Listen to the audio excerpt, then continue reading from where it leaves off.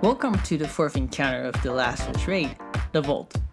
The Vault is a mechanic heavy encounter and there's no real boss that you'll have to kill. With strange buff names and all the different rooms, the Vault mechanic seems hard at first, but once you understand and have a solid strategy, I would consider this encounter to be one of the easier parts of the raid. The Vault is composed of one center room and 3 side rooms, the stairs, trees, and pillars. You enter the Vault from stairs, and trees will be to your left, pillars will be to your right. The center room is where the lock is, surrounding it are 3 plates, which pairs with the 3 rooms, trees, stairs, and pillars. The outer rooms have secret passages linking them all together. This encounter is all about opening the lock by cleansing all 3 plates and defending the place from the taken knights, and of course with a timer. The flow of this encounter is simple. First, the symbol phase. We'll have to decode the symbols to identify the buff required to cleanse each plate. Second, the cleansing phase. We go and kill an Eye of Riven to get the buff and cleanse the corresponding plate, while killing the knights that tries to stop us. Once 3 plates are cleansed, the encounter resets. We'll have to do this all over again 2 more times, 3 in total. Let's start with the symbol phase. Here, let's establish several terms. Each plate will be called T for trees, P for pillars, and S for stairs. The buffs you get from picking up the taken essence are A for Entumbra and P for Penumbra. Entumbra is on the right and Penumbra is on the left. I'll explain that a little bit more later. If you can't remember all these, a pen and paper will be handy in this encounter. When 3 players stand on the 3 plates surrounding the lock, the encounter will start, and there will be 3 symbols that will appear on the lock. Only the person on the plate can see the symbols, and each plate will have a different symbol combination.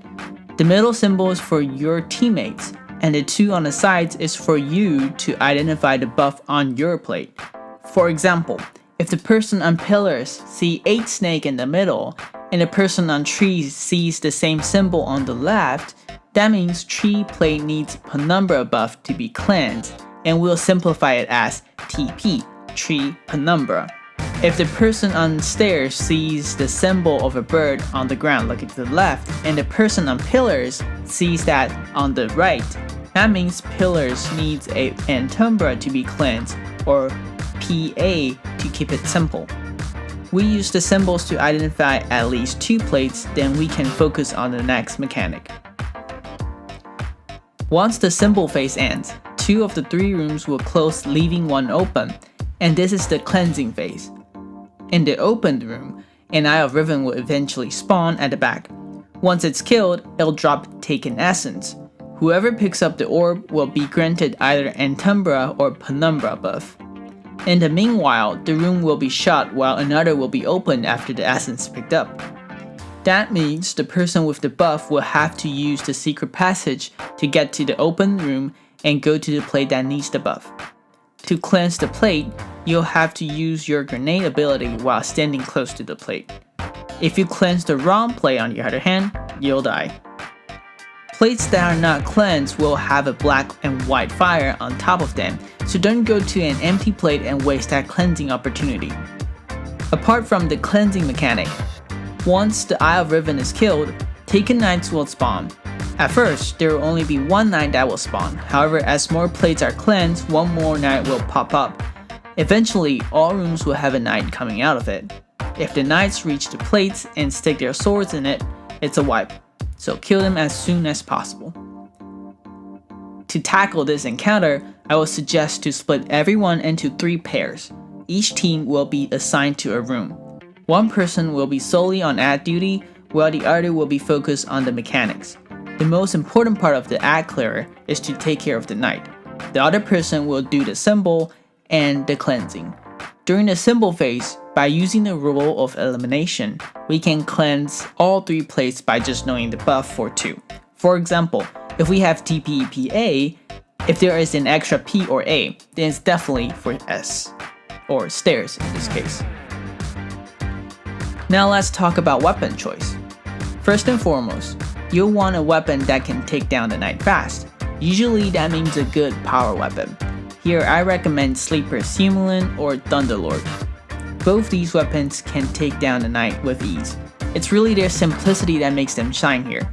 Thousand Voices is good, but it's too risky, just like any rocket launcher.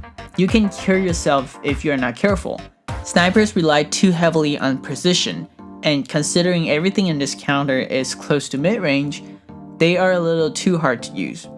For your special, shotguns are a perfect backup in case you run out of heavy. Primary, anything will work.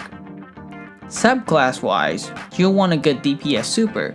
Ad clear is fairly easy in this part of the raid, so you probably won't need a super for that. Therefore, supers are just another backup for the knight, or Isle of Riven. For warlocks, Chaos Reach and Nuva Bombs would suffice. Unfortunately, Dawnblade is not as good as these supers.